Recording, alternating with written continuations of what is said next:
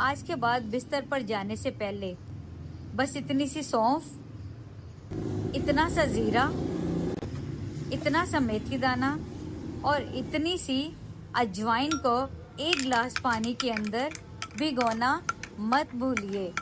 मैंने बहुत बार जिंदगी में देखा है, बस सिंपल चीजें ही सबसे कमाल का रिजल्ट देती हैं। अब आप इस कमाल के ड्रिंक को ही ले लीजिए। सुबह के टाइम उठते ही खाली पेट इस पानी को इतना पकाएं कि इस पानी की क्वांटिटी आधी रह जाए।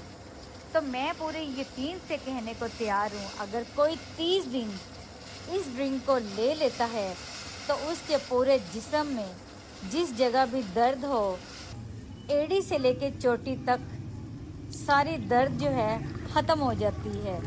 और आप इस ड्रिंक को बनाएं और इससे भरपूर फ़ायदे लें। और वीडियो को लाइक कर दीजिए, चैनल को सब्सक्राइब कर दीजिए।